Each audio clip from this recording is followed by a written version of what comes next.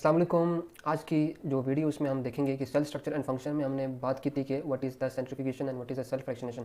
तो self fractionation से जब स्टार्ट एंड में जो है वो एक साइंस टिडबिट्स में इसमें ये लिखा हुआ है कि जो ड्यूरिंग सेंट्रीफ्यूगेशन जो बिगर पार्टिकल्स हैं वो जो है वो फास्टर रेट में जो है वो सेडिमेंट होते हैं और उनका जो सेडिमेंटेशन जो कोफिशिएंट है वो भी हायर होता है, जिसको हम जो है वो स्वेडबर्ग या फिर एस वैल्यू कहते हैं।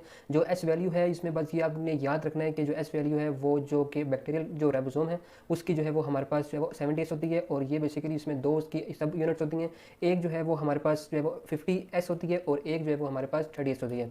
तो सेकंड जो कि हमारे पास जो टेक्निक है उसकी हम बात करें तो वो हमारे पास है डिफरेंशियल स्टैनिंग है। तो first of all most biological structures जो है वो ट्रांसपेरेंट होते हैं। तो उन जो स्ट्रक्चर्स को डिफरेंशिएट करने के लिए हम वेरियस कलर डाइज को अप्लाई करते हैं और इस टेक्निक को हम जो है वो स्टैनिंग टेक्निक कहते हैं। जब हम सिर्फ एक ही स्टैन को जो है वो हम यूज़ करते हैं, फॉर एग्जाम्पल कि हमारे पास जो है वो बोरॉक्स कार्बाइन है, ठीक है, डेट स्टैंड्स न्यूक्लियस, तो इसको हम जो है वो हम कहते हैं कि ये हमारे पास सिंगल स्टैंडिंग है। और जब हम जो है वो टू स्टैंड्स को यूज़ करते हैं, इसमें जो वन जो स्टैंड है वो हमारे पास न्यूक्लियस को स्टैंड करेगा, फॉर एग्जांपल हेमाटॉक्सिलिन है, और जो कि अदर जो कि हमारे पास जो है वो साइटोप्लाज्म को स्टैंड करेगा, फॉर एग्जांपल इयोसिन है। तो इस प्रोसेस को हम जो है वो हम कहेंगे कि ये है डबल स्टैंडिंग या फिर डिफरेंशियल स्टैंडिंग है। बाद जो कि हमारे पास जो टेक्निक है वो हमारे पास माइक्रो डायसेक्शन है।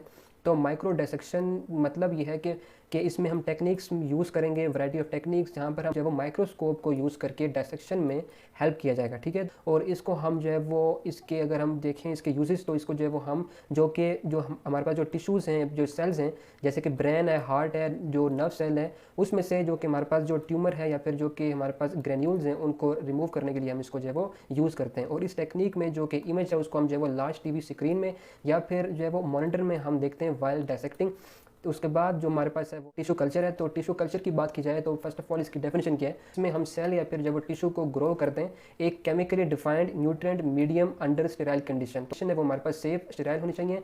और इसमें हम जो है वो केमिकली डिफाइंड एक न्यूट्रिएंट मीडियम होता है, ठीक है, और उसमें जो है वो हम इसको ग्रो करते हैं सेल। तो ये जो टेक्निक है ये हम यूज़ करते हैं for both plants and animals.